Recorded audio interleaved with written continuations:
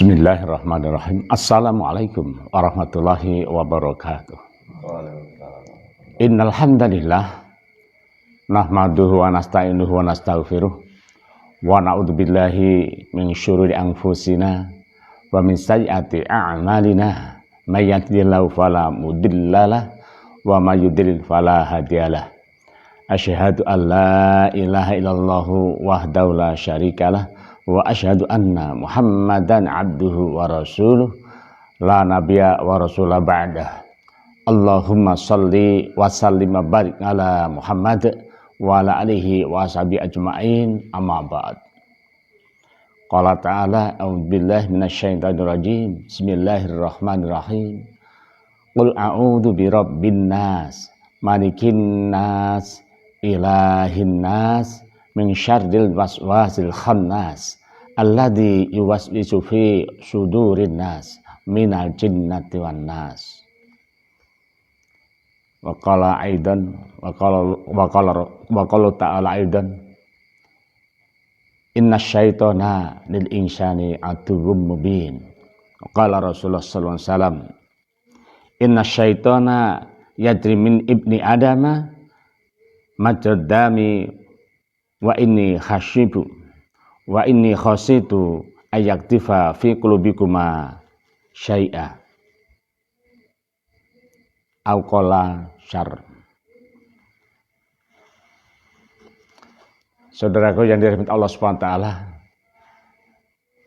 puji dan syukur mari kita bacatkan kepada Allah Subhanahu wa taala atas segala nikmat yang telah Allah karuniakan kepada kita semua, sehingga pada kesempatan ini Allah masih memberikan kesempatan pada kita dalam rangka untuk mengkaji ilmu-ilmu Allah, sekaligus memahami apa yang terkandung dalam ayat-ayat itu, dan juga mengkaji tentang hadis-hadis Rasulullah yang senantiasa juga disunahkan untuk kita mengamalkannya, agar kita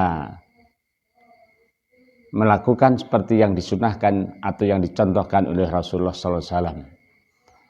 Shalawat dan salam semoga senantiasa Allah melimpahkan kepada Nabi kita Muhammad Sallallahu Alaihi Wasallam, yang mana beliau telah senantiasa berikan sunnah-sunnahnya dalam rangka untuk keselamatan manusia itu sendiri, baik keselamatan di dunia maupun keselamatan akhirat. Berikut pada kesempatan ini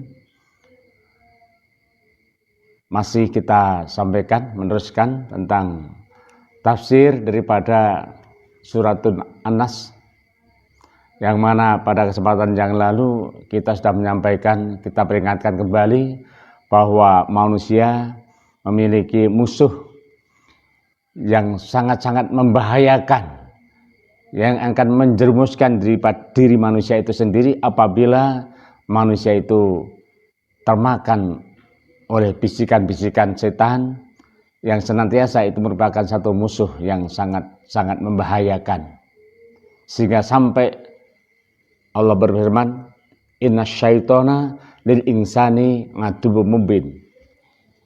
Sungguhnya syaitan itu adalah terhadap manusia sebagai musuh yang nyata. Kalau kita lihat, kalau kita perhatikan, musuh-musuh yang di hadapan manusia ini kalau nampak berarti ya bisa dikatakan benda yang bisa dilihat, baik itu manusia dengan kata-kata ataupun dengan senjata ataupun dengan alat apapun.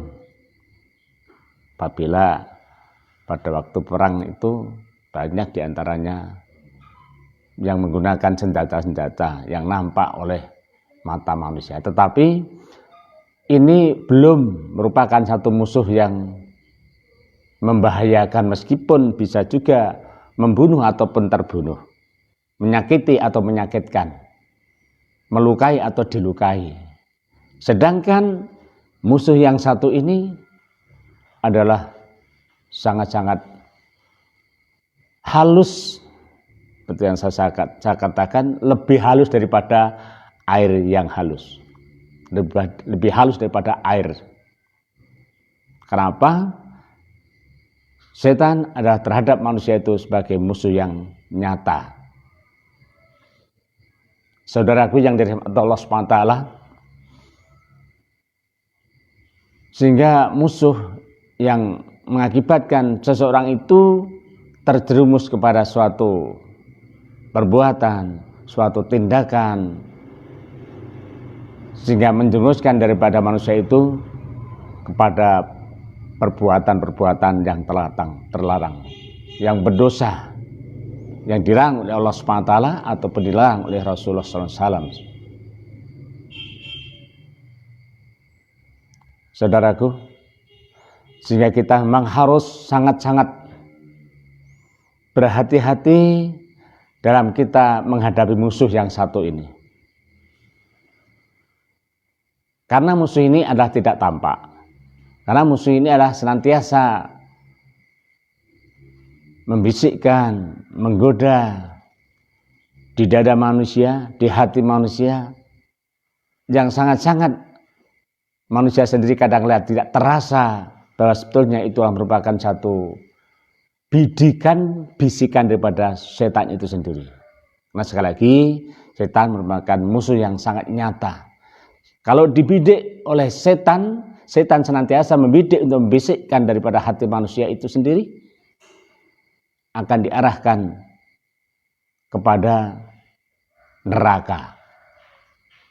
Oleh sebab itu, Rasulullah SAW memberikan satu amalan agar kita terselamatkan oleh Allah SWT dengan membaca suratul Al-Mu'awwidhatain, yang senantiasa mohon perlindungan kepada dua hal. Al-Mu'awwidhatain, sekali lagi, dua perlindungan. Minta dua perlindungan dari apa? Yaitu suratul Al-Falaq dan Al-Anas, agar terhindar daripada, kalau dalam surat Al-Falaq itu ma kholaq. Jadi min syarri ma kholaq itu adalah dari seluruh kejahatan makhluknya. Maksudnya makhluk Allah apa saja. Jadi tidak terpancang pada itu jin, tidak terpancang pada setan, tidak terpancang pada itu hewan, atau juga tidak terpancang pada manusia. Tapi kalau min syarri ma kholaq itu jelas dari kejahatan apa saja makhluk dari Allah SWT. Maka Al-Mu'awwidhatain ini sangat-sangat penting kita amalkan pada pagi dan pada petang. Yang diawali memang dari suratul Baqarah ayat 255 yang terkenal dengan sebutan ayat kursi. Saudaraku yang dirahmati Allah SWT, ilmu ini sangatlah penting. Maka setelah punya ilmu, kemudian dengan meyakini ilmu yang Allah berikan melalui ayat-ayat Al-Quran atau suratul Quran, berikut daripada sunnah-sunnah Rasulullah ini, kemudian kita bisa mengamalkan dengan yakin bahwa Allah itu akan memberikan apa yang dikehendaki oleh manusia itu, termasuk minta perlindungan dari godaan makhluknya, termasuk daripada godaan setan yang senantiasa membisikkan ke hati manusia. Seperti yang saya sampaikan awal, inna syaitana yajri min ibni adam madrad dami wa inni khasyitu ayaktifa fi qulubikuma syai'a alqalla syarron, yang artinya hadis Rasulullah ini, sungguhnya syaitan itu mengalir dalam tubuh anak Adam. Inna syaitana yajri itu mengalir, berkata jaro, mengalir atau melalui, min ibni Adam, dari anak Adam itu, madrodami maksudnya mengalir bersama aliran darah, damun asalnya. Wa ini khasyitu, dan sesungguhnya aku khawatir. Khasyitu bisa berarti khawatir, bisa berarti takut. Khasyitu jamaknya khosyiyah. Tu kembali kepada isim dhamir aku. Khasyitu, aku khawatir, aku takut. ayaktifa fi qulbikuma, dia akan memasukkan sesuatu ke dalam hati kalian berdua. Atau beliau mengatakan kejahatan. Itulah Rasulullah SAW pada waktu itu adalah menemukan atau ditemui oleh sahabat-sahabatnya yang senantiasa pada waktu itu adalah dari penduduk Ansor yang melihat dan berjalan melihat Rasulullah, kemudian berjalannya dari sahabat Ansor tersebut berjalannya cepat sekali, tidak seperti biasa. Kemudian Rasulullah menegurnya, wahai sahabat, jangan tergesa-gesa kalian berjalan, jalanlah seperti biasa. Karena dia adalah Sofiyah. Sofiyah itu adalah termasuk teman Rasulullah yang juga sahabat Rasulullah yang pada waktu itu adalah beriktikaf juga waktu itu. Tapi telah melihat Rasulullah dan Sofiyah itu sahabat Ansor tersebut waktu berjalan, jalannya sangat cepat sekali. Apa yang dilaksanakan? Ya, pada waktu itu memang dari Sahibain, dari Anas tentang kisah kunjungan yang dilakukan oleh Sofiyah kepada Nabi, yang ketika itu beliau tengah beriktikaf. Nah, maksudnya Rasulullah beriktikaf, juga berikian beliau bersamanya pada malam hari untuk mengantarkannya pulang. Maksudnya Rasulullah mengantarkan pulang. Kemudian beliau berpapasan dengan dua orang laki-laki dari kaum Ansor. Ketika melihat Nabi, ini kisahnya, keduanya mempercepat jalannya. Maka Rasulullah bersabda, berjalannya seperti biasa, karena sesungguhnya dia adalah Sofiyah binti Huyai. Kemudian keduanya berkata, Maha suci Allah, wahai Rasulullah. Beliau pun bersabda, kemudian saya sampaikan tadi. Dari Imam Ahmad riwayatkannya, Muhammad bin Ja'far memberitahu kami dari orang yang pernah membonceng Rasulullah, ia berkata, keledai Nabi sallallahu alaihi wasallam pernah terpleset. Jadi keledai Nabi pernah terpleset. Ada tadi membonceng keledai Nabi, kemudian keledai Nabinya terpleset. Lalu kukatakan, celaka setan. Nah, setelah itu Rasulullah sallallahu alaihi wasallam jangan mengatakan celakalah setan. Kalau kamu mengatakan celakalah setan, maka setan itu akan percaya diri dan membesar bentuknya. Tapi katakan dengan bacaan basmalah. Kalau dengan bacaan basmalah, kemudian setan itu mengecil dan tidak berdaya. Mengecil, tidak berdaya. Bagaimana dikatakan Rasulullah SAW, celakalah setan. Maka Nabi bersabda, janganlah engkau mengatakan celakalah setan, karena sesungguhnya jika engkau mengatakannya, niscaya dia akan merasa bertambah besar dan mengatakan, dengan kekuatanku aku akan menjatuhkannya. Maksudnya setan tadi setelah mengatakan celakalah setan, malah setan menjadi tambah besar. Kemudian dengan segala kekuatan daripada setan yang miliki, kemudian akan menjatuhkan atau melesetkan daripada kuda ataupun orang yang menumpanginya, ataupun kalau itu adalah Rasulullah maksudnya. Tapi Rasulullah kemudian menyaut, jangan katakan celakalah setan. Kemudian, dan jika engkau mengucapkan bismillah dengan menyebut nama Allah, niscaya dia akan merasa bertambah kecil sehingga dia menjadi seperti lalat. Kalau seperti lalat kan enteng, tidak membesar, tidak besar. Diriwayatkan oleh Imam Ahmad dengan sanad yang jazid dan kuat. Dan dalamnya terkandung dalil yang menunjukkan bahwa hati jika berzikir kepada Allah, niscaya syaitan akan merasa bertambah kecil dan kalah. Nah, inilah pentingnya ilmu dengan kata basmalah.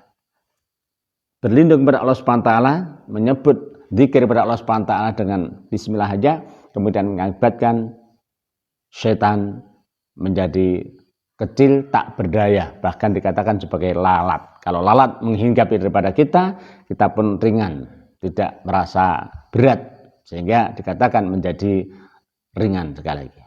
Saudaraku yang dirahmati Allah SWT, mengenai firman Allah SWT, al-waswasil khannas, setan yang biasa bersembunyi, oleh Sa'id bin Jubair mengatakan dari Ibnu Abbas, yaitu setan yang selalu bercokol di dalam hati manusia, di mana jika manusia lengah dan lalai, maka dia akan memberikan bisikan.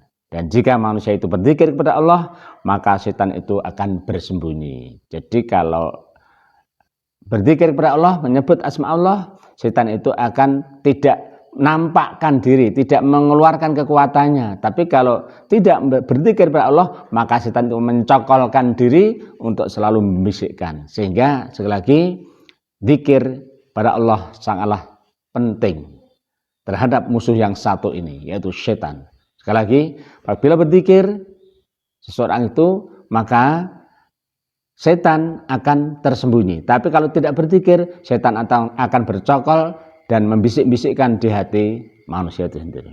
Dan firman Allah berikutnya, alladzi yuwaswisu fi sudurinas, yang bisikkan kejahatan ke dalam dada manusia.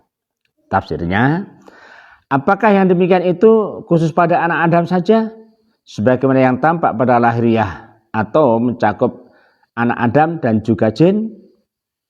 Ada satu pertanyaan. Mengenai hal tersebut terdapat dua pendapat, di mana mereka semua telah masuk ke dalam lafadz an-nas. Lafadz an-nas dari Ibnu Jarir mengatakan, dan tidak jarang jin laki-laki itu dipekerjakan oleh manusia. Dari Ibnu Jarir menyampaikan penjelasannya, dan tidak jarang jin laki-laki itu dipekerjakan oleh manusia, sehingga bukan satu hal yang aneh jika jin itu juga disebut sebutan anas atau manusia. Saudaraku, bisa juga karena apa? Sering kali kita sampaikan bahwa jin itu bisa menyatu dengan manusia, sedangkan manusia tidak bisa menyatu dengan jin. Maksudnya menyatu bahwa jin yang karena Allah juga memberikan kekuasaan atau ridhonya, menyatu, memasuki daripada manusia atau fisik atau tubuh manusia. Sedangkan manusia tidak bisa masuki jin. Sehingga jin-jin yang tadi katakan laki-laki tadi, menurut penjelasan ini sering dipekerjakan. Dipekerjakan berarti disuruh apapun untuk mengerjakan sesuatu. Kalau di Jawa atau di Indonesia ini ceritanya tentang pembuatan Candi Borobudur atau Candi Prambanan, itu ada yang dipekerjakan siapa? Para jin. Ribuan jin dikerjakan, yang disuruh mengerjakan. Tidak hanya satu jin laki-laki, ribuan jin dipekerjakan oleh manusia. Allah mengendaki bisa menyusun seperti itu. Kalau tidak bantuan daripada makhluk Allah yang berupa jin ini, tanglamun. Langka sekali penyusunan daripada candi Prambanan semacam itu. Ini sebagai bukti bahwa jin ini atas kekuasaan Allah, Allah memberikan kekuatan pada jin yang mempunyai kekuatan yang sangat-sangat luar biasa dibanding dengan kekuatan manusia. Ingat, kalau zaman sekarang ada ada mesin-mesin yang canggih untuk mengangkat kemudian menaruhkan bangunan sesuai dengan yang dikehendaki. Sedangkan dulu belum ada. Tetapi kok berwujud seperti itu? Candi Prambanan, Candi Borobudur seperti itu. Apa hanya dengan tangan kekuatan tangan manusia? Langka sekali. Nah, inilah sebagai bukti bahwa jin adalah dipekerjakan oleh manusia. Maka manusia jin adalah kerjanya bisa dikatakan sebagaimana kerja manusia, hanya memiliki kekuatan yang sangat luar biasa. Melebihi dari biasa satu jin itu melebihi daripada 100 orang kekuatannya, satu jin. Bahkan saya dulu pernah waktu kecil diciptakan oleh bapak saya.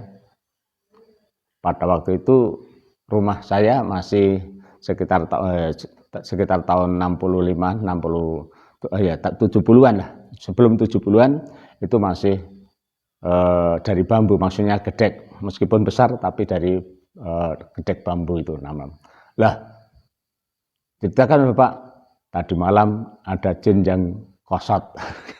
Tadi padahal ada jin yang kosot, guruk sampai rumah saya itu huyak seperti lindu, seperti gempa itu, rumah huyuk. Nah, ini memang mempunyai kekuatan yang sangat luar biasa. Makanya saya termasuk satu orang yang sering kali berzikir kepada Allah, juga kepengen tahu, melihat jin, kemudian kekuatan seperti apa. Tapi juga memang bapak saya termasuk yang termuka di arah sana dan sering kali bertemu dengan jin-jin itu sendiri. Meskipun dengan cara tidak tampak, kadang-kadang menampakkan diri seperti hewan yang sangat besar sekali. Kemudian seperti kerbau tapi punya gigi yang seperti kerbau tapi punya gigi yang menakutkan, seperti giginya raksasa, katanya begitu oleh bapak saya. Kosot di rumah bapak itu, guru itu sampai goyang. Kemudian bapak saya membaca ayat kursi, Al-Ikhlas, Al-Falaq, An-Nas, kemudian jin tadi kemudian pergi dengan cepatnya.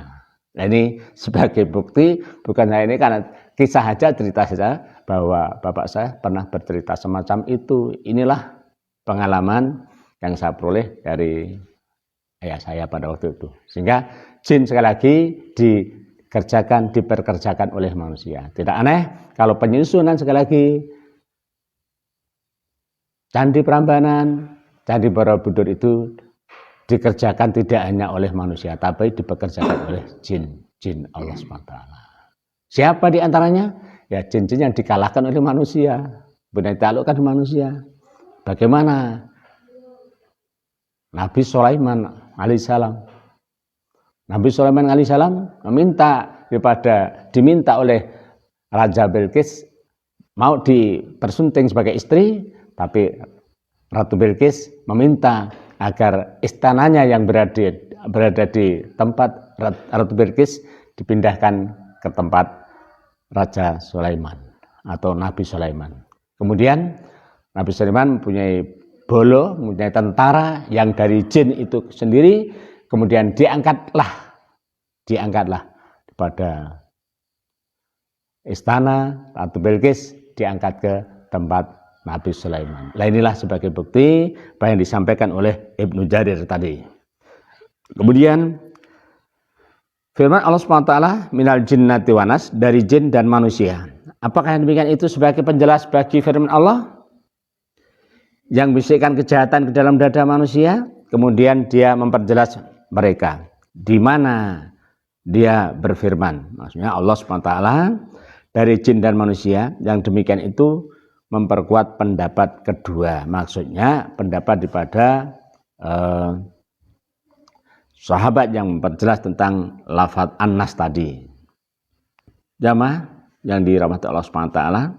Tetapi ada juga yang berpendapat bahwa firman Allah minal jinnati wanas itu dari jin dan manusia. Sebagaimana tafsiran bagi pihak yang selalu memberikan bisikan ke dalam dada manusia yang terdiri dari setan, manusia, dan jin. Setan, manusia, dan jin. Sehingga saya awal menyampaikan al-mungawidatain ini adalah bahwa bisikan setan itu adalah ada langsung setan itu membisikkan ke hati manusia. Kemudian kalau tidak ke hati manusia secara langsung kemudian setan tersebut melalui jin. Agar manusia itu menyembah ataupun meminta pertolongan bukan kepada Allah tapi kepada jin. Segala sesuatunya tergantung daripada jin. Kalau tidak ada jin yang diminta tolong, dia tidak. Nah, ini akan mengakibatkan seseorang itu menjadi musyrik. Jadi kalau segala sesuatu itu mengandalkan atau bergantung kepada jin, maka keimanannya sudah sesat. Kemudian setan juga kadangkala melalui manusia menggodanya. Jadi manusia menggoda kepada manusia, karena apa? Setan tadi masuk kepada jiwa seorang agar orang tadi menggoda manusia, sehingga godaan-godaan setan tadi ada yang langsung oleh setan, ada yang melalui jin, ada yang setan membisikkan ke dada manusia, kemudian manusia mempengaruhi atau menggoda atau mengajak kepada orang lain, yang intinya adalah mengarah kepada kedosaan. Nah, hal yang dosa ini bisa berarti mengabaikan, tidak menggapai atau mengabaikan daripada perintah-perintah Allah, diabaikan. Ini pun dari bisikan setan.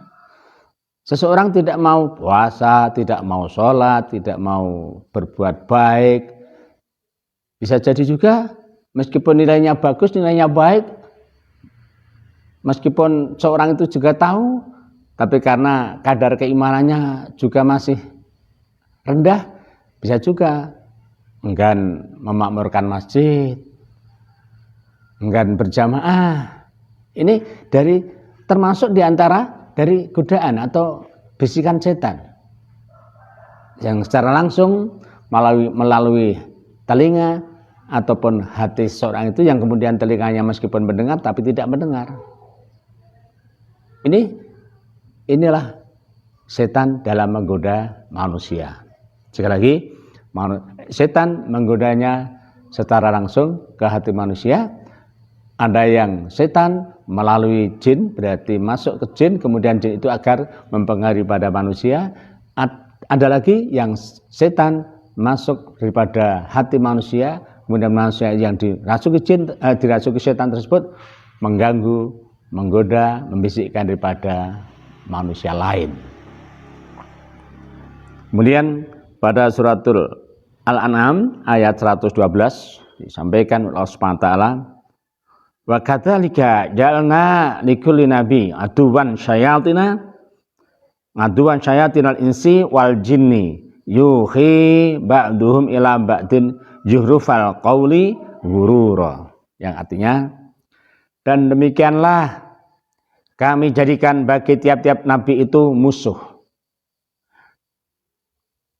Wa kadzalika ja'alna, dan demikian itulah ja'alna kami jadikan likulli nabiin ngaduan. Nah, tiap-tiap nabi itu ada musuhnya, yaitu syayatinil insi wal jinni, yaitu setan-setan dari jenis manusia dan dari jenis jin. Jadi jenisnya penggoda itu ada jenis dari manusia itu sendiri dan dari jenis jin. Ba'dhum ila ba'din jurufal qaul, sebagian mereka membisikkan kepada sebagian yang lain. Qaul, al-qaul dengan perkataan-perkataan. Al-qaul adalah dengan perkataan-perkataan. Ghurura, yang indah-indah untuk menipu manusia. Al-ghurur bisa berarti yang membujuk, berarti yang menggiurkan. Kalau dijelaskan adalah yang menggiurkan. Jadi bisikan-bisikan yang dari golongan jin dan manusia tadi adalah sangat-sangat menggiurkan, menarik hati agar apa yang diperdayakan oleh setan itu terlaksana. Itulah setan yang senantiasa memang kita harus berlindung kepada Allah Subhanahu wa taala agar Allah senantiasa memelihara kita dari bisikan, karena sangat-sangat membahayakan, karena sangat-sangat mengarah kepada amalan ataupun tindakan atau perkataan yang jauh dari Allah Subhanahu wa taala, artinya dosa. Allahu Akbar, Allahu Akbar. Alhamdulillah alladzi radda kaidahu ilal waswas. Allah Maha Besar, Allah Maha Besar. Segala puji hanya bagi Allah yang telah mengembalikan tipu dayanya kepada godaan. Ini diriwayatkan oleh Abu Dawud dan An-Nasa'i dalam hadisnya, sehingga benar-benar Allah ini yang akan menyelamatkan, bukan karena yang dibaca itu, karena kita membaca Al-Quran, membaca ayat, menyebut asma Allah, berzikir, itu kan berarti senantiasa berzikir kepada Allah. Kalau kita berzikir kepada Allah, maka Allah yang akan menyelamatkan. Lain daripada kalau tidak berzikir, bisa juga Allah akan memberikan adab, kemudian bisa juga Allah memberikan ampunan. Kalau memberikan ampunan, alhamdulillah. Tapi kalau memberikan itu satu dosa, maka Allah tidak akan memberikan ampunan. Saudaraku yang dirahmati Allah SWT, kemudian pada akhir penjelasan daripada tafsiran Al-Quran tentang Al-Mu'awwidhatain, dua-duanya adalah sangatlah penting dalam rangka kita diselamatkan oleh Allah SWT dari kejahatan semua makhluknya, baik yang tampak ataupun yang tidak tampak. Yang tampak itu dari kejahatan-kejahatan makhluk yang tampak yang dilihat oleh mata kita, baik daripada kejahatan-kejahatan hewan, entah itu yang sengatan, entah itu yang gigitan, kemudian entah itu yang apapun. Apabila terkena, umpamanya dikatakan digigit ataupun disengat, Allah segera menyembuhkan. Seandainya terjadi seperti itu. Seandainya terjadi seperti itu. Sehingga meskipun ditutup tawon, katakan disengat oleh makhluk Allah yang bernama tawon, ya tidak sakit lah, biasa-biasa saja. Karena Allah yang menyelamatkan. Karena kita mengamalkan. Saya berulang kali, entah itu tawon yang berdinding di dinding tembok itu, berulang kali saya itu, ya biasa-biasa saja. Ini sebagai bukti, bukan saya berarti mengatakan, oh saya diselamatkan oleh Allah SWT. Meskipun yang dikatakan tawon yang di dinding itu ngentup, ya biasa, ya sakit ya udah, tidak usah sampai merontok, sampai sakit, sampai jam-jam, enggak. Saya juga pernah dientup kalajengking itu, ya sakit, tapi begitu sakit langsung sembuh. Kalajengking, padahal kalajengking biasanya juga seperti itu. Naik pas saya memanjat sebuah pohon kelapa, enggak taunya ada kalajengking ngentup. Ya panas, tapi alhamdulillah dengan kita mengamalkan ayat ini, surat ini Al-Mu'awwidhatain, Allah akan menyelamatkan. Umpamanya terkena seperti itu. Dan baru saja 2 pertemuan yang lalu saya memetik buah kacang, tinggal 1 kilan. 1 jengkal ya, 1 jengkal. Ular gadung, ular hijau yang di situ dengan kepalanya, tapi alhamdulillah terselamatkan. Ini sebagai bukti menguatkan ilmu ini dan pengalaman ini saya tularkan kepada saudara-saudaraku yang dirahmati Allah SWT. Mengamalkan satu amalan yang sangat-sangat Allah ridhoi ini, satu bukti keimanan kita senantiasa ada bergantung kepada Allah Subhanahu wa Ta'ala. Salah satu yang dapat saya sampaikan, mudah-mudahan kita semua senantiasa bisa tergolong sebagai orang yang ahli berzikir, ahli zikir kepada Allah Subhanahu wa Ta'ala, sekaligus diridhoi dan diselamatkan dari gangguan makhluk Allah, baik yang tampak ataupun yang tidak tampak ini. Amin. Billahi taufiq wal hidayah. Wassalamualaikum warahmatullahi wabarakatuh.